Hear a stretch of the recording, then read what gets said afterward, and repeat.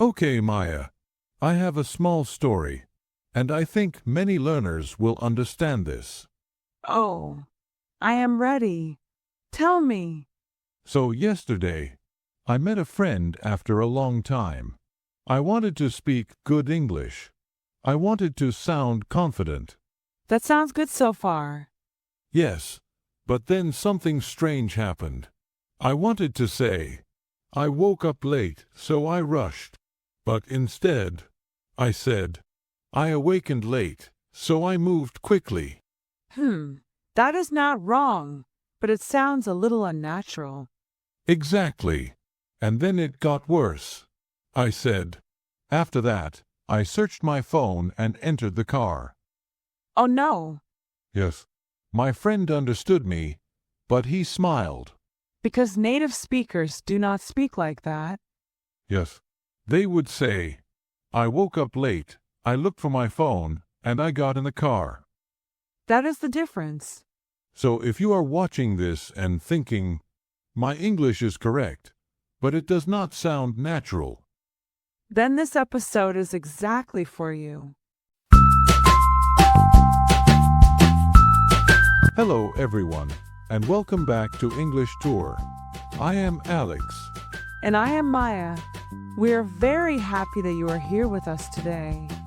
Today's topic is simple, but very powerful. Yes, we are talking about phrasal verbs. These small combinations can completely change how you sound in English. And do not worry, we are not going to make it complicated. We will learn through stories, real-life situations, and simple conversations. Also, if you enjoy this episode, please like, subscribe, and share it with your friends. All right, let us begin. Let us start with a simple question. What is a phrasal verb? A phrasal verb is a verb plus a small word. For example, up, on, out, in. When you add this small word, the meaning changes.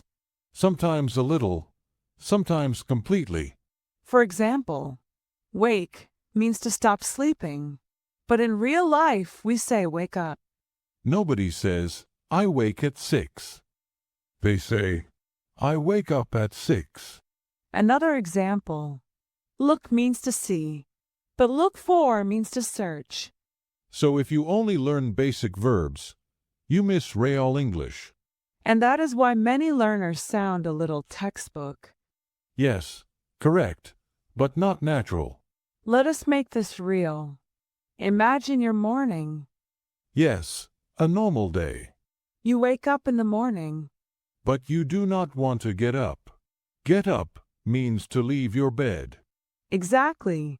You stay in bed for 5 more minutes. Then finally, you get up. You turn on the light. Turn on means to switch on something like a light. You put on your clothes. Put on means to wear clothes. Then suddenly, you cannot find your phone. You say, I need to look for my phone. Look for means to search for something. You check your table, your bag, your bed, you even check the bathroom. But still nothing. Now you start to feel stressed. You say, I need to find out where it is. Find out means to discover or learn something. Finally, you find it under your pillow, and you calm down. Calm down means to relax and feel less stressed. Then you carry on with your day. Carry on means to continue. See, this is natural English. Alex, this happens to me all the time. Yes, I wake up, I look for my phone, and it is in my hand. I panic for no reason. Yes, that is a real-life problem. Now let us move to work or college. Yes, where life becomes serious. You start off your day with a plan. Start off means to begin something. You say, today I will finish everything. But then something happens. As always, a problem comes. You have to deal with it. Deal with means to handle a problem. You try to figure out what is wrong. Figure out means to understand something. Maybe your computer is not working, Or your internet is slow. or your boss gives you more work. Oh no. You try to stay calm. Yes, you calm down and think clearly. Again, calm down means to relax and feel less stressed. Then slowly you sort out the problem. Sort out means to solve a problem. After that, you go over your work. Go over means to check something again. You check everything again, and then you carry on. Carry on means to continue until your work is done. Maya, can I share a mistake? Yes, please. Yesterday, I said, I will continue my work. But natural English is, I will carry on my work. Exactly. That sounds more natural. So small change, big difference. Now let us talk about conversations. Yes, speaking with people. Imagine you are talking to someone. They cannot hear you. So you say, please speak up. Speak up means to talk louder so people can hear you. You are discussing something important.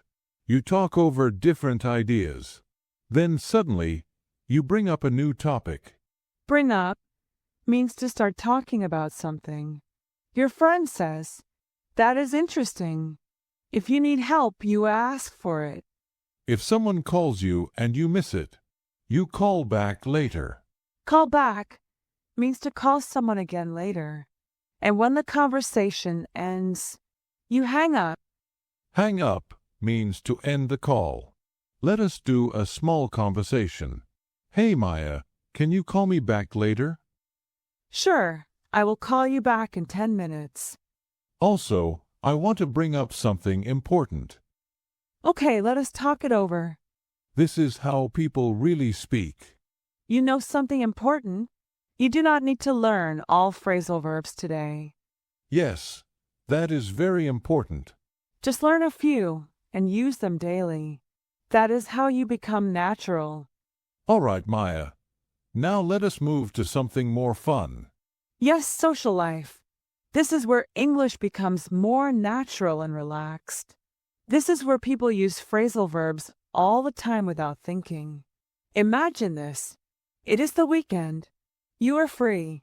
You call your friend and say, hey, do you want to hang out? That is a very common phrase. Hang out means to spend time together. Your friend says, sure, I can come over to your place. Come over means to visit someone's home. Or maybe you say, let us go out. Yes. Go out means to leave home for fun. Then something interesting happens. You run into someone, maybe an old school friend. Run into means to meet someone by chance. You say, oh wow, I did not expect to see you here. And then you start talking. If the conversation is good, you get along well. Get along means to have a good relationship. But sometimes, not everything is perfect. Yes, sometimes people argue. And sometimes relationships break up. Break up means to end a relationship. So you see, phrasal verbs are everywhere in social life. Let me tell you a small story. Last weekend, I decided to hang out with my friends. They came over to my house. Then we went out for dinner. But then, something funny happened. I ran into my old teacher at the restaurant. I was surprised. What did you do? I smiled and said hello. Luckily, we got along well, but I was a little nervous. That is a real situation. Now let us talk about real problems. Yes, because life is not always easy. Sometimes you do not understand something, so you try to figure out the answer. Figure out means to understand or solve something. Then you work step by step to sort out the problem. Sort out means to solve or organize something. But sometimes you feel stressed, very stressed. So you tell yourself, calm down. Calm down means to become relaxed and less stressed or angry. You take a deep breath and relax. But no matter what, you should never give up. Give up means to stop trying. And we do not want that. If something is missing, you look for it. And sometimes you run out of time. Yes, that happens to me all the time. Now imagine you're traveling, maybe going to work or going on a trip. You get in a car. Get in means you enter a car. Then you get out when you arrive. Get out means you leave the car. If you use public transport, you get on a bus or train. Get on means you enter a bus or train. And later, you get off. Get off means you leave the bus or train. When your journey starts, you set off. Set off means to begin a journey. And sometimes, you pick up a friend on the way. Pick up means to collect someone. These are very common in daily travel. Now let us talk about simple daily situations, small but important moments. Sometimes people arrive late, so you say, "He finally turned up," or "She showed up at the last minute." Both mean to arrive. You also take care of your family. Yes. Take care of means to look after someone. I have another mistake. I once said, I will search for a solution. That is okay, but more natural is, "I will figure out a solution." Yes, that sounds more natural in conversation. So again, small change, big difference. Let us do a short role play. Good idea. I will start. "Hey Alex, do you want to hang out today?" Sorry, I can't. I need to work on a project. Okay. Can we go over it tomorrow? Sure. I will call you back later. All right. Do not forget. I won't. See you later. This is natural English. Let me say something important. Do not feel afraid of phrasal verbs. Many learners feel scared. You do not need to learn all of them. Just start with a few. Use them every day. Slowly, they become natural. All right, Alex. Now it is time to make everything very clear. This is the most important part. Practice. Because learning is not enough. You need to use it. So let us compare some real examples. First example. Bad sentence. I will search my keys. Better sentence. I will look for my keys. Very simple change, but it sounds much more natural. Next example. Bad sentence. I will continue my work. Better sentence. I will carry on my work. Next one. Bad sentence. I will enter the car. Better sentence. I will get in the car. Next example. Bad sentence. I will exit the bus. Better sentence. I will get off the bus. Now let us make it a little more interesting. Bad sentence. I will meet my friend unexpectedly. Better sentence. I will run into my friend. Bad sentence. I will solve this problem. Better sentence. I will figure out this problem. See, these small changes make a big difference. Your English becomes more natural, more real, more confident. Let us do a longer role play. Imagine this is real life. A full conversation. Hey Alex, what are you doing today? I am just getting up now. I woke up late. Oh really? What happened? I could not find my phone. I had to look for it everywhere.